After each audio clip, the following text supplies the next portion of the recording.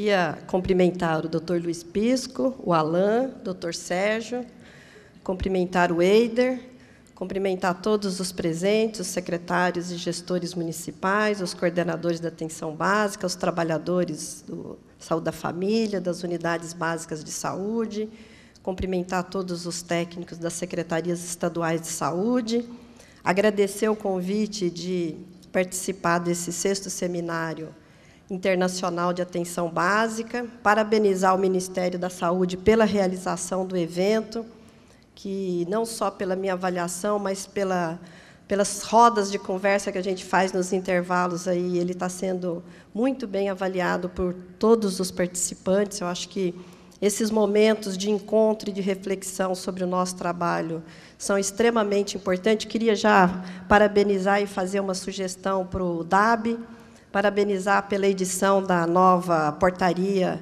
em revista, né, da Política Nacional de Atenção Básica, e sugerir que se faça uma impressão de 35.000 exemplares, um para cada equipe, porque é importante que a gente tenha esse material em cada unidade, para cada equipe estar olhando, discutindo e fazendo essa educação permanente sobre as nossas diretrizes para a Política Nacional de Atenção Básica.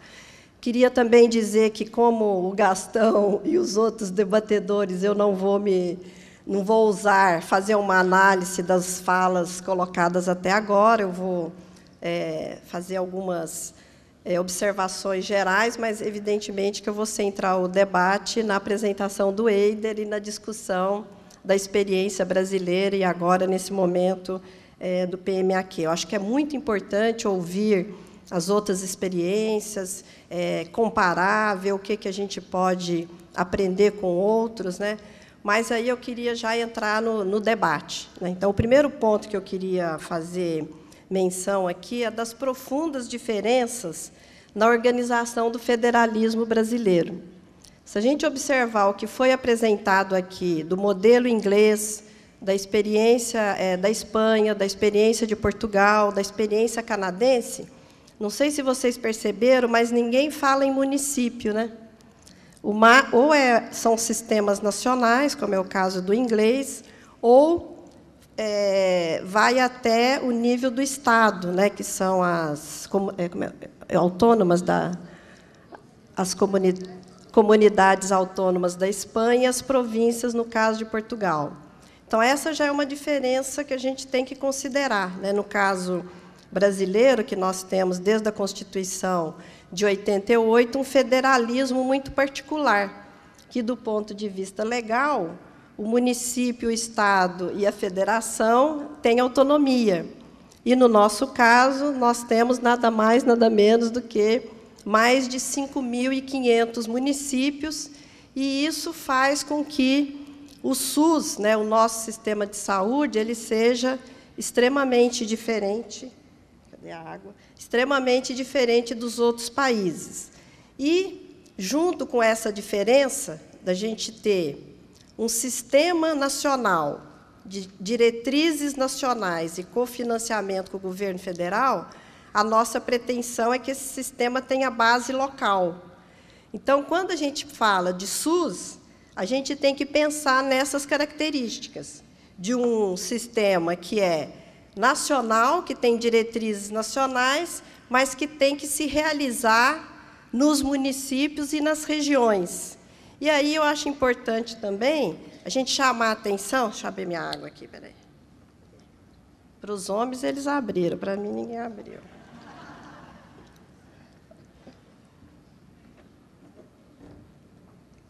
Eu acho que a gente tem que pensar o que significa esse sistema nesses mais de 5.500 municípios. E, dentro dessa contextualização de que realidade que nós estamos falando, que é a realidade de cada um aqui, nós temos que lembrar as profundas diferenças regionais que existem no nosso país. Eu não posso discutir a atenção básica, a UBS, a equipe de saúde da família, desconsiderando essas profundas diferenças regionais, só para exemplificar com a situação mais gritante, Se a gente pegar a região da Amazônia Legal, né, que agora, inclusive, o Ministério da Saúde tomou uma medida muito importante, que é propor a organização das UBSs fluviais, né, que eu acho que é uma coisa importantíssima. Então, quando a gente olha a realidade dos municípios e olha para as regiões, a gente já tem que pensar que esse SUS ele tem uma complexidade muito grande. Mas não é só isso que dá conta dessa complexidade do SUS, não é só diferença regional.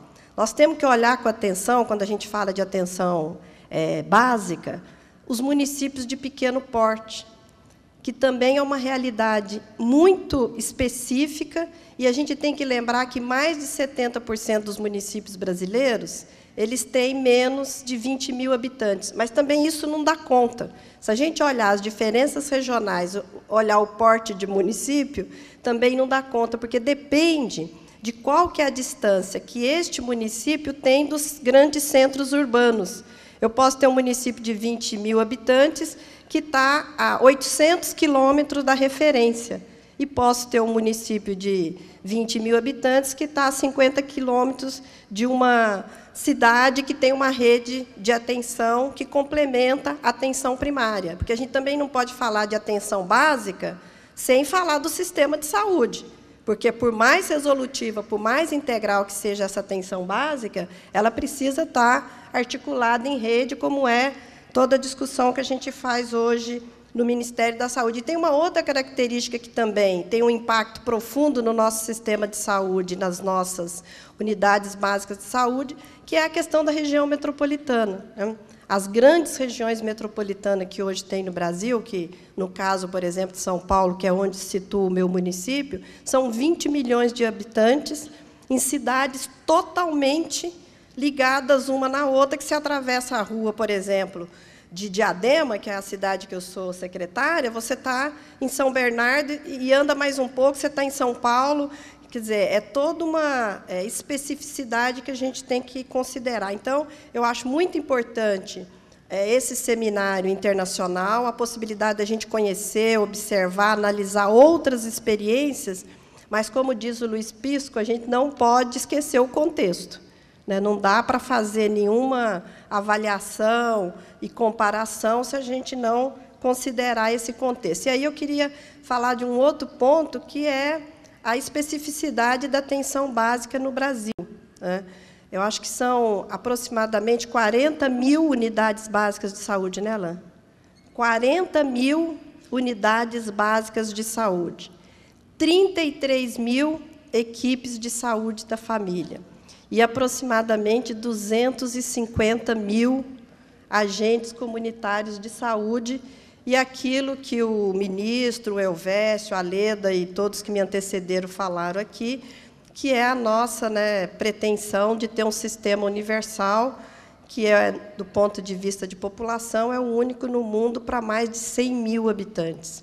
Então, além da gente ter essa questão das diferenças regionais, da extensão territorial, das diferenças entre os municípios, a gente também tem uma rede de unidades básicas de saúde, a gente tem uma atenção básica que também, eu acho que se diferencia do mundo todo, né, com 40 mil unidades, 33 mil equipes de saúde da família. Isso, a gente está dimensionando as equipes de saúde da família, mas a gente sabe que existem as unidades que, por falta de outro nome, a gente chama de unidades tradicionais ou unidades de atenção básica, que, se somar essas 33 mil equipes, deve atingir um número bastante considerável. Então, agora, o ponto específico que é o nosso debate aqui, que é o PMAQ, ou avaliação da atenção básica. Então, nesse contexto, é nesta conjuntura que nós estamos falando de avaliação de acesso, de melhoria de acesso e de qualidade da atenção básica. Então, assim, algumas questões que eu acho importante a gente, num seminário como esse, fazer referência.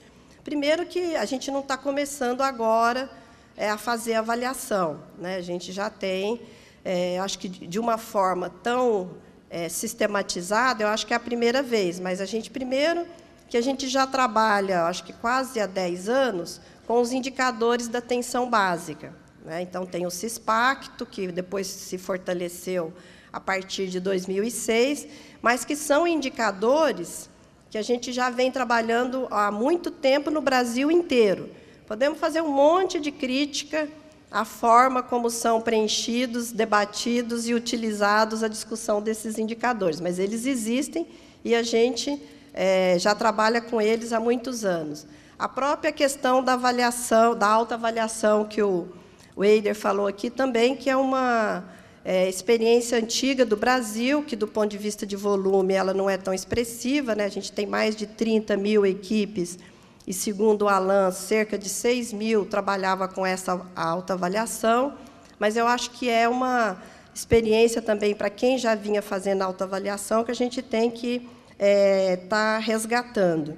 E eu acho que a gente tem que lembrar também que muitos municípios já trabalham com as suas equipes fazendo avaliação de vários aspectos dos processos de produção de cuidado da atenção primária, seja do ponto de vista de avaliação do acompanhamento das doenças crônicas não transmissíveis, a própria questão do pré-natal, a avaliação e acompanhamento do câncer de colo de útero e de mama. Então, acho que a gente já vem fazendo esse processo há algum tempo, mas ele ainda não conseguiu, vamos dizer assim, institucionalizar e capilarizar com a força que ele precisa.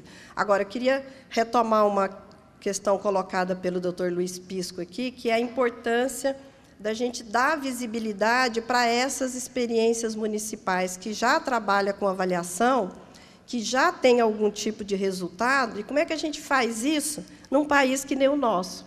Como é que a gente dá essa visibilidade para essas experiências para o Brasil como um todo, onde essas experiências já vêm acontecendo e que o compartilhamento, a publicização dessas experiências podia, inclusive, nos ajudar na avaliação da atenção básica a partir das experiências locais.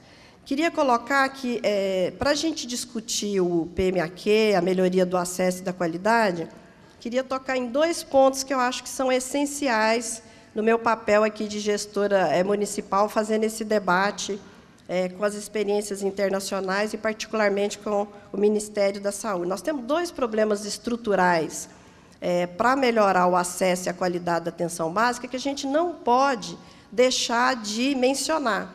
O primeiro é a insuficiência de recursos financeiros para o custeio da atenção básica, né? Mesmo com esse esforço, que eu acho que a gente reconhece e valoriza do Ministério da Saúde, nós não podemos deixar de reconhecer que o recurso é absolutamente insuficiente para a atenção básica que nós queremos, né? Como já falamos aqui, nós somos muito pretensiosos, né? A gente quer uma equipe de atenção básica multiprofissional. Nós incorporamos, já faz parte, e esse seminário é um exemplo disso, nós já incorporamos a saúde bucal como uma atribuição importantíssima da nossa atenção básica. Temos assistência farmacêutica totalmente gratuita na atenção básica, diferente de outros países. Estamos agora já trabalhando com todo o apoio matricial dos NASFs e queremos mais, né? Queremos ampliar ainda mais esse trabalho. Agora, o recurso financeiro que a gente tem, ele é absolutamente insuficiente. Eu fiz uma estimativa lá no meu município, né? Meu município tem 90 equipes de saúde da família, 70 com médico generalista 40 horas e 20 com 2 médicos de 20 horas, que, por sinal, nunca foi financiado pelo Ministério da Saúde, essas equipes com médico 20 horas. Eu acho que, agora, com a nova decisão do Ministério da Saúde, muitos municípios que não tinham médico 40 horas porque não conseguiam, estão conseguindo melhorar a organização da atenção básica com esse financiamento do Ministério da Saúde. Mas eu estava dizendo, eu fiz uma estimativa de custo da minha atenção básica, uma equipe de saúde da família lá no município de Diadema, que está na região metropolitana de São Paulo, com um médico, 2 técnicos de enfermagem, 1 enfermeiro e 5 agentes comunitários de saúde, tem lugar que tem 6, lá eu tenho 5, custa R$ 35 mil por mês. E eu recebo hoje, para a equipe de saúde da família com o agente comunitário de saúde, R$11 mil. Então, o que o Ministério me repassa representa cerca de 30% do custo de uma equipe. E o que o município tem que investir para custear essa equipe é 70% do custo da equipe. E aí, uma coisa que não foi falada aqui em nenhum momento, eu queria aproveitar minha condição de debatedora para falar, que é o absurdo da maioria dos estados brasileiros não participarem do cofinanciamento da atenção básica. Se houve uma pactuação nacional dentro da tripartite, onde tem representação do CONAS, representação do CONASENS, representação do Ministério da Saúde, que a atenção básica seria cofinanciada pelo governo federal, pelos governos estaduais e pelos municipais, quer dizer, é um descumprimento da lei, né, que agora tem, inclusive, a 141, de que os estados simplesmente se desresponsabilizem com o financiamento da atenção básica. Então, eu tenho uma preocupação quando o Eider fala de tudo que nós vamos fazer com o dinheiro que vai chegar para o PMAQ. Eu não quero decepcionar os trabalhadores da atenção básica que estão aqui, mas, no meu município, eu vou cobrir o rombo, porque, se hoje 30% é federal, 70% é municipal, esse recurso que vai chegar, ele não vai dar para fazer todas as coisas que eu gostaria de fazer, que os trabalhadores das minhas unidades gostariam que eu fizesse e que eu tenho certeza absoluta que é absolutamente justo o que eles querem. Então, assim, a gente tem que continuar batalhando para que as secretarias estaduais de saúde participem do cofinanciamento da atenção básica e que o Ministério da Saúde aumente o recurso para esse financiamento. Então, eu acho que enfrentar essa questão do subfinanciamento do SUS e da atenção básica é uma tarefa de todos nós e que a gente tem que continuar nessa luta, porque não vai ser o PMAQ que vai resolver isso.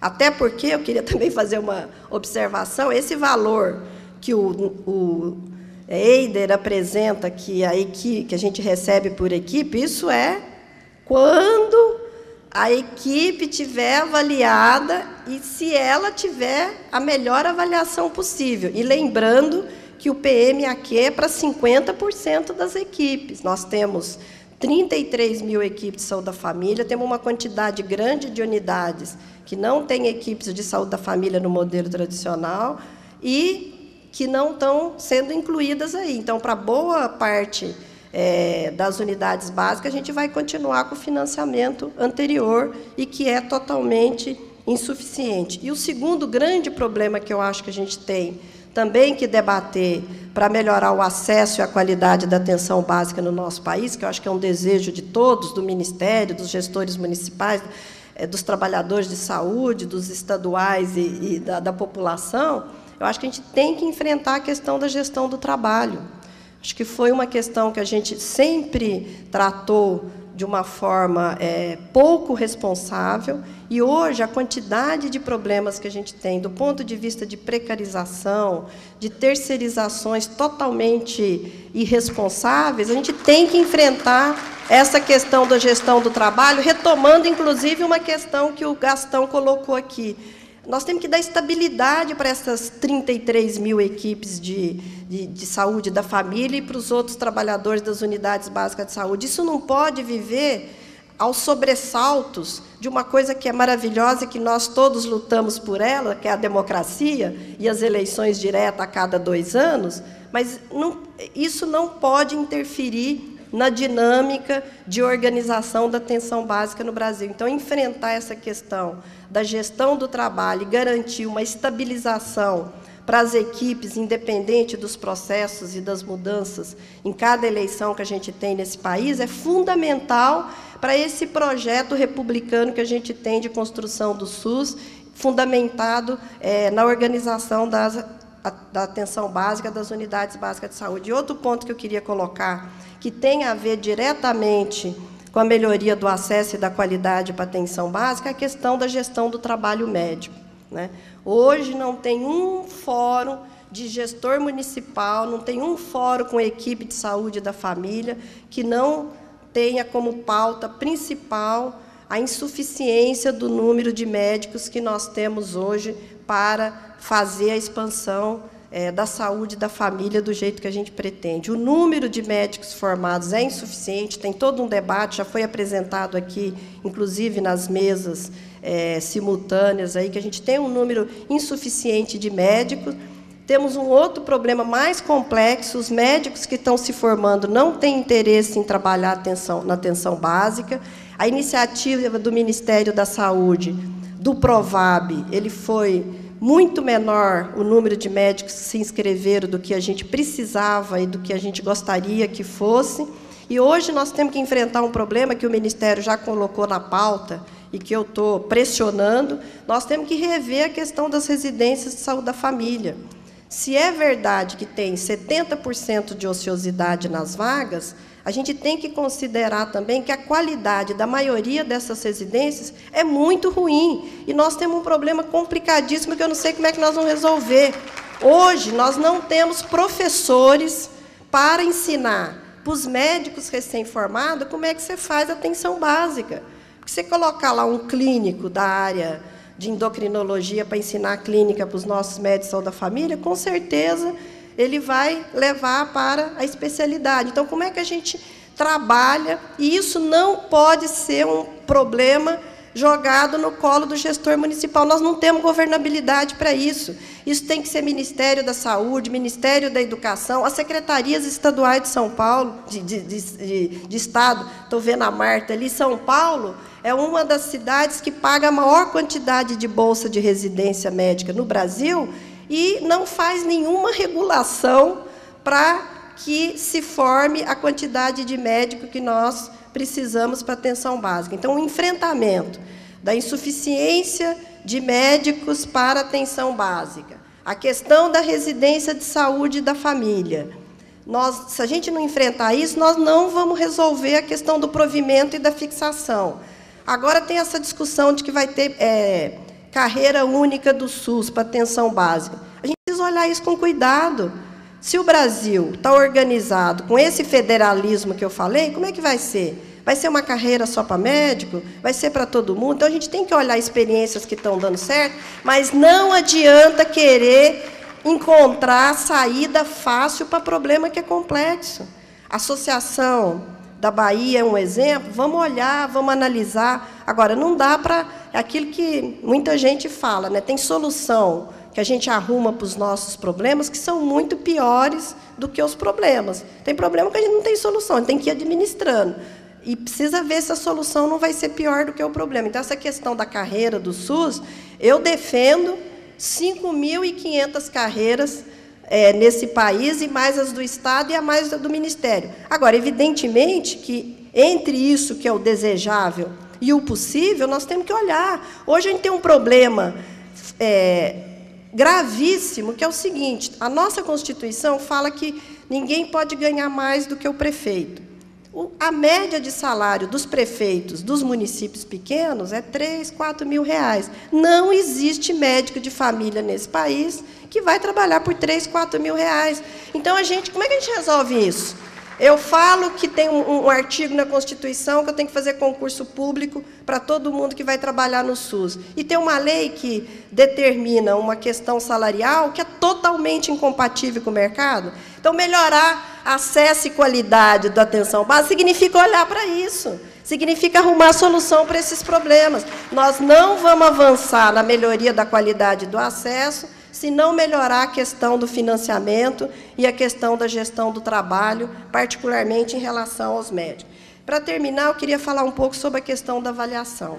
Eu acho muito importante esse processo do PMAQ, até coloquei para o Eider que eu me surpreendi com a aceitação que as equipes do meu município tiveram com todo esse processo de avaliação. A gente discutiu um instrumento, fez várias reuniões, e o pessoal realmente, as equipes que fizeram a avaliação foram muito respeitosas, pelo menos no meu município e na região, então acho que isso também foi importante. O pessoal achou interessante participar dessa avaliação. Mas eu queria fazer algumas observações aqui. Eu acho que o PMAQ ele tem um papel importantíssimo. Agora, eu acho muito arriscado a gente esperar de um instrumento mais do que ele pode fazer. Se a gente achar que vai ser o PMAQ que vai dar conta de trabalhar a gestão do cuidado, a educação permanente, a roda de conversa, o colegiado da equipe lá na ponta, vocês me desculpem, é ilusão total. Eu não tenho controle das 90 equipes de saúde da família que tem no meu município, e nem quero ter. Dou graças a Deus que eles inventam um monte de coisa que eu nem sei, e, lógico, quando eles inventam coisa que é bom para eles e para os usuários, né? Agora, achar que aqui de Brasília a gente vai ter um mecanismo que vai dar conta de induzir lá na unidade básica do Paulina, em Diadema, certas coisas, eu acho que isso é muito perigoso. Eu não sei se foi exatamente isso, mas a impressão que eu tenho que foi isso que o Gastão chamou de excesso de gerencialismo e que, se for isso, eu concordo. Eu acho que cada coisa tem o seu papel. O PMAQ tem um papel fundamental de ter essa fotografia do Brasil como um todo, das 17 mil equipes, não é das 33 mil, é das 17 mil. Né? E acho que a gente pode fazer muita coisa, o Ministério, as secretarias estaduais e nós, gestores municipais, com o resultado do PMAQ. Mas eu acho que a gente não pode extrapolar o instrumento mais do que ele pode nos dar. Mudança nesse encontro singular de um trabalhador de saúde com o seu usuário, todas os dispositivos de acolhimento, de vínculo, de roda de conversa, de projeto terapêutico singular, de matriciamento, o PMAQ não vai dar conta disso, gente. E se a gente jogar nas costas do PMAQ isso, a gente corre o risco de depois ficar frustrado.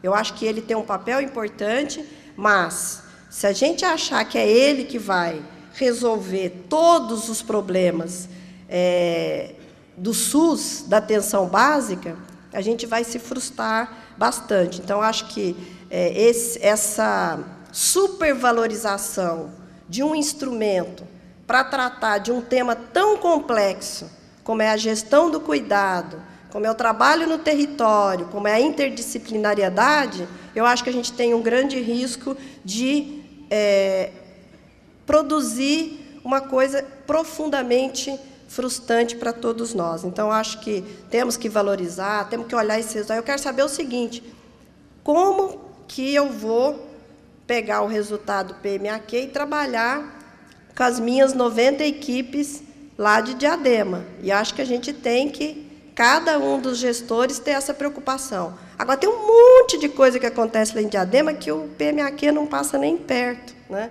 E que eu acho que não é para passar mesmo, não estou criticando, só acho que a gente não pode dar para ele um papel que eu acho que ele não tem. Então, essa é a minha contribuição. Queria terminar aqui dizendo que eu sou uma profunda defensora e militante do SUS e da atenção básica. Tenho certeza que nós vamos dar conta de enfrentar e resolver esses desafios que a gente tem aí nesse projeto generoso de inclusão social que é o SUS. Quero dizer que eu desejo do fundo do coração que Portugal e a Espanha consigam não só defender e continuar os seus sistemas universais, porque essa crise coloca em risco todas as conquistas que eles fizeram.